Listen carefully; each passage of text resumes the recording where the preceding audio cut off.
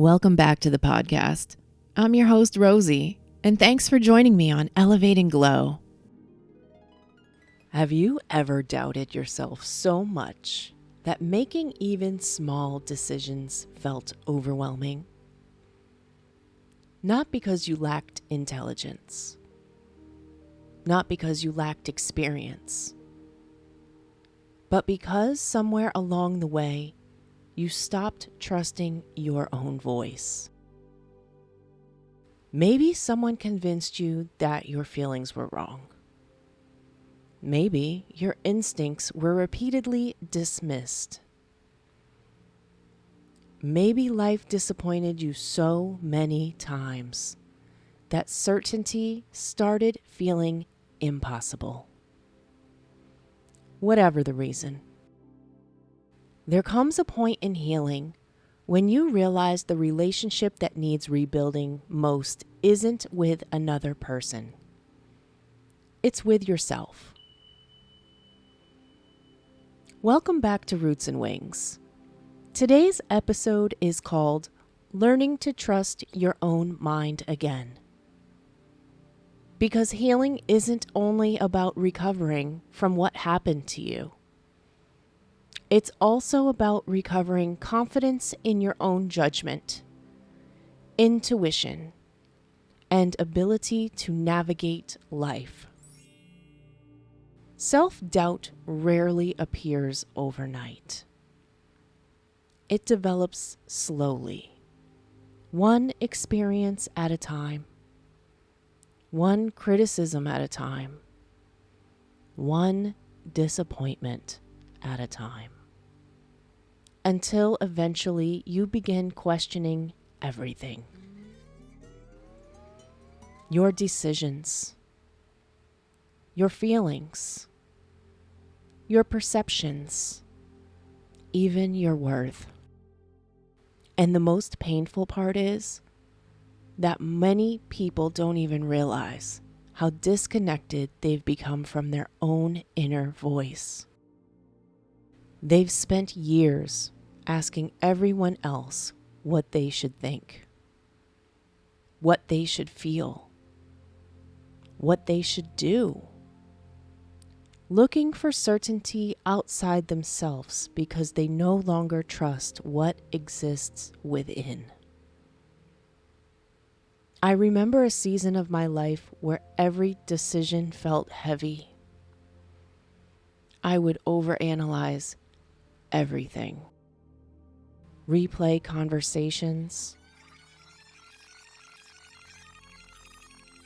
Second guess choices. Seek reassurance.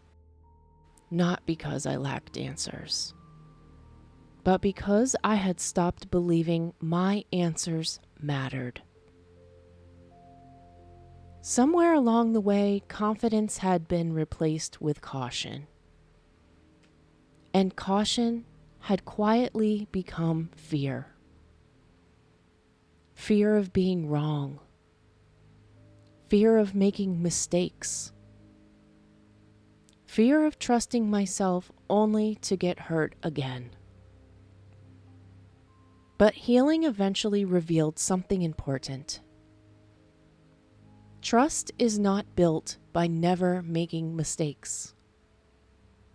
Trust is built by surviving them. Think about that for a moment. Most of us believe self-trust comes from certainty. But real self-trust comes from resilience. It comes from knowing that even if you make the wrong decision, that you can handle what happens next. That realization changes everything. Because suddenly, the goal isn't perfection. The goal is confidence in your ability to adapt. And that's where healing begins. Not when fear disappears, but when trust becomes stronger than fear. Little by little, you start listening to yourself again. You stop immediately dismissing your instincts. You stop assuming everyone else knows better. You begin recognizing that your experiences have taught you valuable things. Your intuition matters. Your perspective matters. Your voice matters. And over time, the relationship with yourself becomes stronger, more honest, more stable, more compassionate, until one day you realize something beautiful. You no longer need permission to trust what you already know, because you finally come home to yourself. One thing that helped me get through being indecisive with trusting myself, instead of worrying about all the things that could go wrong, just think of what's the worst that could happen, and could I deal with that? If you've been struggling with self-doubt lately, remember this. You don't have to know everything to trust yourself. You only have to believe that whatever happens, you'll be capable of meeting it. That's what self-trust truly is. Thanks for listening to Roots and Wings. And remember, roots grow stronger when we trust where they're planted. And wings grow stronger when we trust ourselves enough to fly.